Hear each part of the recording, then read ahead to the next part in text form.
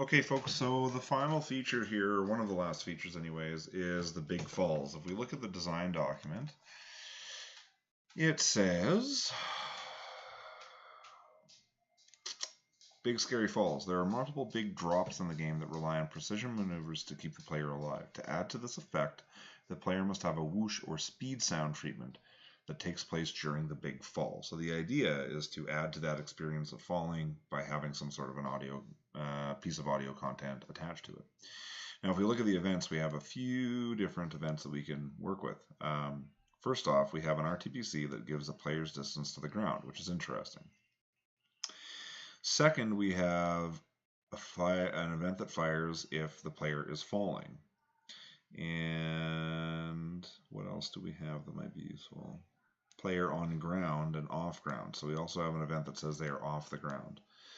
I think we can probably get by with player is falling and player distance to ground. So I have both of those added already. But if you needed to, you would go under game parameters, right click, new child, game parameter, and you would put player distance to ground as done. Now our max is 100, default is 100, 0 because it's a countdown, remember. So that's that. And then for events, we have player is falling right there. Okay, so for content, I've got two different pieces of content here. We put it under the player, and what I've got is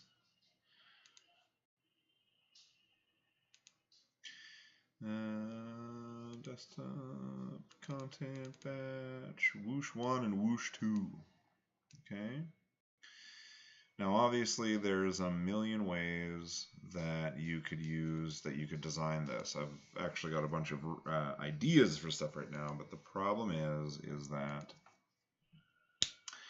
I don't want to overcomplicate things. I just want you guys to think about using RTPCs in game. But I wouldn't mind, if there's time, brainstorming about different ways to do this. So obviously we want this content to start playing when the character is falling. So we'll go player is falling. We're going to add these pieces of content in there. But there's a few different things. The way that I'm thinking about this is we don't want the content to start until we have crossed the threshold of us, we've left the region of a small fall and we're approaching the region of a big fall. Obviously, in the real world, we'd be talking with our engineers and finding out, what sort of distance typifies a big fall. But in the meantime, we can do it programmatically and just hope for the best. So, two things to consider here. First, let's just listen to the content. Okay, so this is like a big sort of whooshy sound. The other one is. Okay, so to me there's two layers here. First off, there's the main sound, this.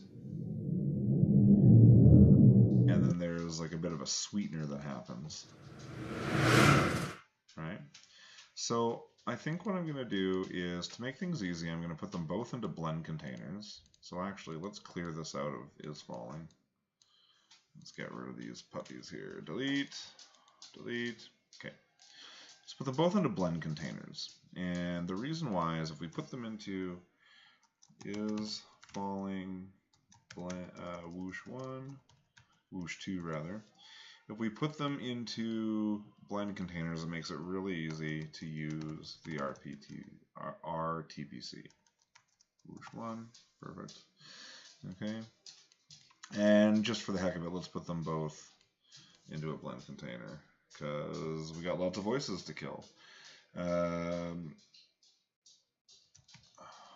Player is falling. Okay. So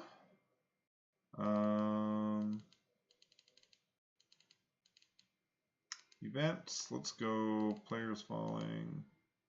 No, you know what? I take it back. I'm going to move these out of this blend container because we don't really need it. Okay, so here's our event. Player is falling. We're going to add both these blend containers. And if we hit play right now, no, sorry, if we go to that event, we get both of them. The first problem here is that one piece of content needs a little bit of a delay. Let's listen, which is the shorter. This one needs a delay. So player whoosh 2 needs a delay. So let's go into player whoosh 2. We'll give it a delay. Let's start with a 2-second delay and see how that works. Now they should sort of whoosh at the same time. No, too much. So how about a 1-second delay?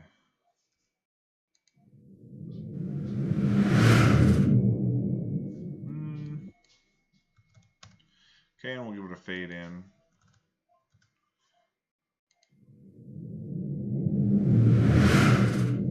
Okay. No, I guess it is about a second. Okay, so there's that. So right now,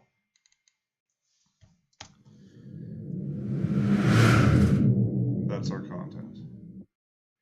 But we want to sort of scale this based on how far the player is to give it that snappy kind of whoosh sort of feeling to make you feel like you're falling.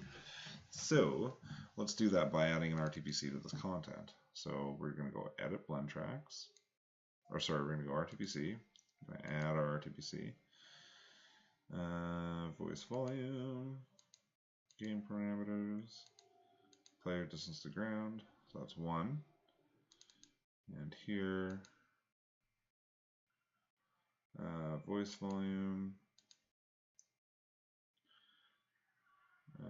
game parameters, default working, player distance to ground. So now remember this counts down. So what we actually want is we want this to be reversed, because we want it to get louder as the player gets closer to the ground, and the ground equals 0 because it's a countdown, remember? So let's load up that event into our thing here, and then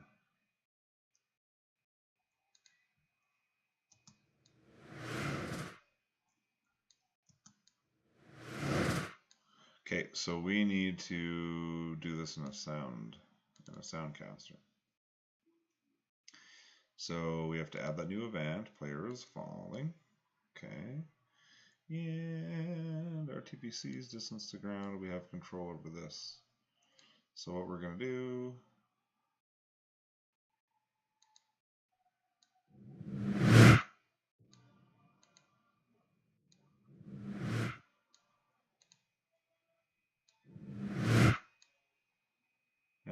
so that sort of works.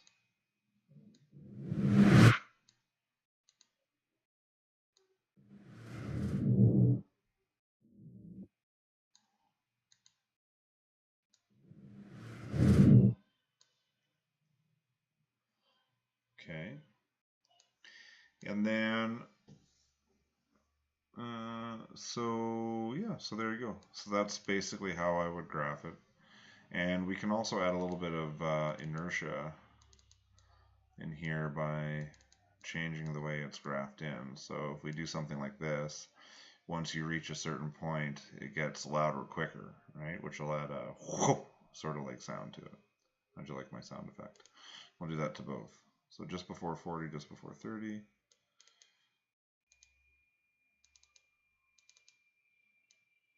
Something like that. Okay.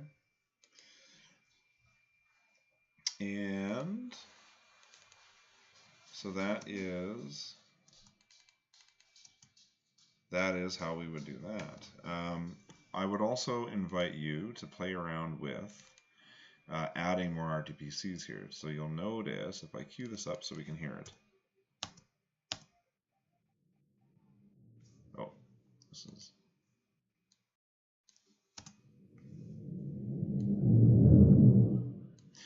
We can also add different effects here. So let's put it on voice pitch, and we'll attach it to the same. So now it's going to start pitched up, and it'll be pitched down over time. So now let's listen to it.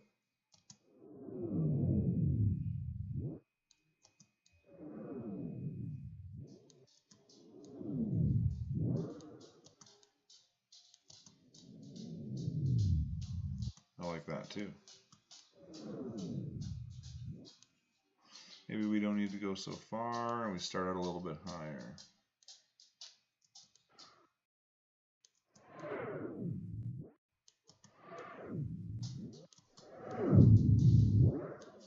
There you go. So that's one way to do the falling whoosh, and that's the way I would do it. Obviously, this is kind of hard to test without a game to play in front of you, but that is kind of the basic way that we would do that. We're going to use that RTPC to scale the content so it is kind of interactive and reacting to the player's position in relation to the ground. So there you go.